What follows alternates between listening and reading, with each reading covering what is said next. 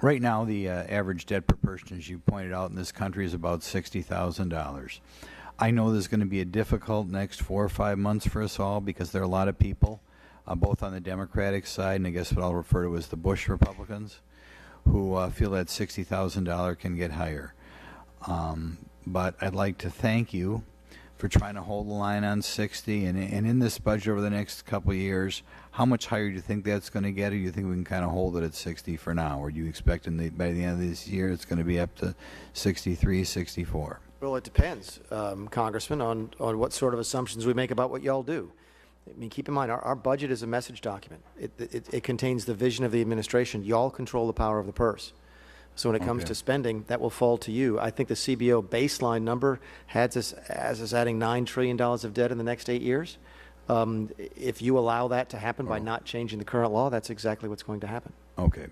I know you have a little bit more in here for border enforcement. Do you plan on, in the next year, doing a lot of work towards building the wall? Yes, sir, we do.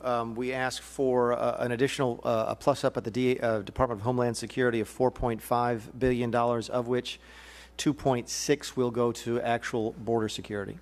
And how much of the wall do you think will build, first of all, by the end of our current fiscal year and then beginning the year that we're talking about in this budget? How many miles do you plan on building? It's really difficult to say for a couple of reasons. I'm not trying to dodge the question. I'm just trying to give you the variables that we deal with. We haven't picked the ideal kind of fence yet. We're going through a prototype process where there's a bunch of folks trying to build small sections of wall to sort of see what they look like, see how they might function. And then we've not decided if one size fits all on a wall or if different parts of the border need different types of barriers. So What's your goal? You must have a goal. The goal is securing the border.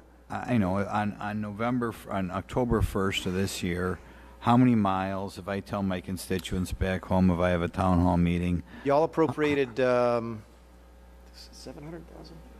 $341 million in the 17 appropriations bill for replacement, and we plan on spending all of that money this year.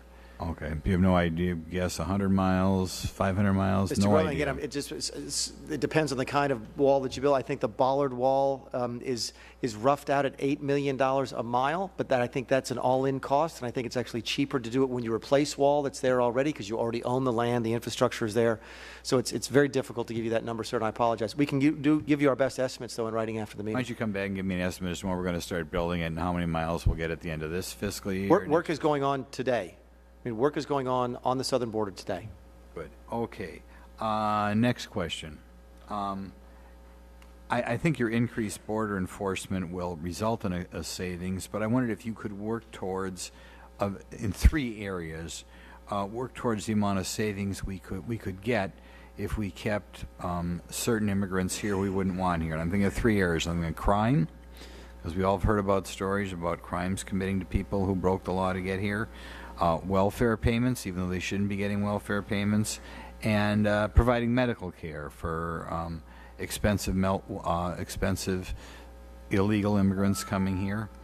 Do you have any numbers on all 3, how much savings we could have in all 3 areas? I don't have the numbers at my fingertips, Congressman, but I can tell you that the budget does provide or propose that we require Social Security numbers for recipients of both the child care tax credit and the earned income tax credit, which we think will result in dramatic savings. I hear from my social workers or income maintenance workers sometimes because they're sanctuary cities or sanctuary counties, they're not able to ask questions, but that people are just taking advantage of our general income support programs, low-income housing, food share that are here illegally.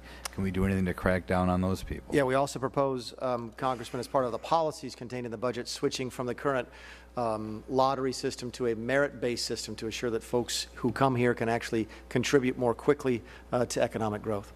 I'm glad you're working in that regard. One of the things that I've been trying to do since I've been here is do something about the marriage penalty, in which it apparently is the current policy of the American government to discourage parents of children from getting married. You know, it's not hard to think of a hypothetical $20,000, $30,000 a year, certainly $20,000 a year for not getting married. I don't see anything specifically dealing with that problem here. Would you be willing to work with Congress as we work our way through the system to try to not pace people so much not to get married? Yes, sir. We'll be happy to do that because we agree with the principles. Thank the gentleman. Gentleman's time has expired.